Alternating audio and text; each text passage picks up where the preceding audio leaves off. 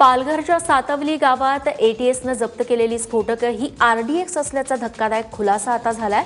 त्यामुळे पुन्हा एकदा मुंबई रक्तरंजित करण्याची योजना आखली गेली होती का अशी शक्यता निर्माण झाली आहे। फॉरेन्सिक लॅबच्या अहवालातून ती स्फोटकं ही आरडीएक्स असल्याचं निष्पन्न झाल्यानं एटीएस देखील या अहवालानंतर हैराण आहे। 28 ऑक्टोबरला पालघरच्या सातवली गावातून 15 ते 20 किलो स्फोटकं एटीएसनं जप्त केली होती। बेवारस अवस्थेत आढळलेल्या एका गाडीत ही स्फोटकं ठेवण्यात आली होती। दहीहंडी गणपती उत्सवाप्रमाणेच यंदा छठ पूजाही मोठ्या प्रमाणात साजरी केली जाईल अशी घोषणा मुंबई भाजपचे अध्यक्ष आशिष शेलार यांनी केली आहे। भाजपच्या रणनीतीनुसार यंदा मुंबईत कुलाबा, दादर, शिवाजी पार्क, पवई, चेंबूर, जुहू चौपाटीसह 12 ठिकाणी छठ पूजेचं आयोजन केलं जाईल। तसंच जुहूच्या कार्यक्रमात स्वतः मुख्यमंत्री सहभागी होतील।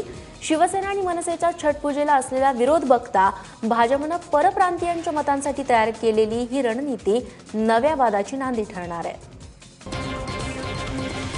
छठ पूजा करणाऱ्या मोठ्या समाजाला ज्या लागणाऱ्या आवश्यकता आहेत त्या पुरवणं सरकार म्हणून सरकारचं काम तर उच्च न्यायालयाने सांगितलं म्हणून आहेच, पण भारतीय जनता पार्टी सुद्धा पूर्ण मुंबईत 12 ठिकाणी छठ पूजेचे कार्यक्रम छत्रपती शिवाजी महाराजांचा फोटो आणि पुतळा लावून करणार आहे हे आम्ही स्पष्ट करतो। आता बातमी मुंबईकरांच्या गारेगार होणाऱ्या प्रवासाची। मुंबई महापालिका निवडणुका जवळ येत आहेत आणि या पार्श्वभूमीवरती रेल्वे मंत्र्यांनी मुंबईकरांसाठी एसी लोकल आणली आहे। मात्र त्याआधी या लोकलच्या काही महत्त्वाच्या चाचण्या सध्या कुर्ला कारशेडमध्ये सुरू आहेत। 2 आठवडे या चाचण्या सुरू असणार आहेत। त्यानंतर प्रत्यक्षपणे ही एसी लोकल मुंबईकरांच्या सेवेत रुजू होईल।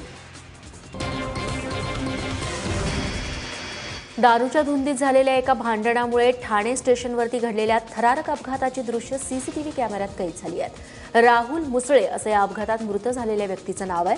27 ऑक्टोबरला रात्री 9:30 वाजण्याच्या दरम्यान हा अपघात घडला। मृत राहुल मुसळे आणि इतर 2 साथीदारांचा स्टेशन बाहेरील खेळणे विक्रेत्याशी वाद झाला। राहुल मुसळे यानं खेळण्याची बंदूक घेतली आणि पैसे न देताच ते स्टेशनच्या दिशेने निघाले। मात्र जेव्हा विक्रेता त्यांच्या पाठीमागे येतोय हे त्यांच्या ध्यानात आलं आणि त्यानंतर ते थेट रेल्वे रुळांवरती उतरले। मात्र त्याच वेळी समोरून लोकल आली आणि त्यातच त्यांचा मृत्यू झाल्याची माहिती पोलिसांनी दिली आहे। लोकलच्या अपघातात मृत्यू पावलेल्यांच्या संख्येत गेल्या काही दिवसात लक्षणीय वाढ होतीये। मात्र यातील अनेकांचा मृत्यू हा त्यांच्याच चुकीनं होत असल्याचंही सत्य समोर येत आहे। स्टंटबाजीची नशा चढलेल्या एका तरुणानं लोकलच्या फुटबोर्डवरती बसून हा स्टंट केला। जशी ट्रेन वेगात निघाली हा तरुण ट्रेन बाहेर झेपावला आणि तेव्हाच बाहेरच्या विजेच्या खांबाला धडकून खाली पडला आणि जागीच त्याचा मृत्यू झाला। 23 सेकंदांचा हा व्हिडिओ व्हायरल झाल्यानंतर जीआरपीनं त्याची चौकशी सुरू केली आहे। व्हिडिओत येणारा हा आवाज ऐकला तर ही लोकल मरीन लाईन्स आणि चर्नी रोड स्थानकाच्या मध्ये असल्याचं समजतंय।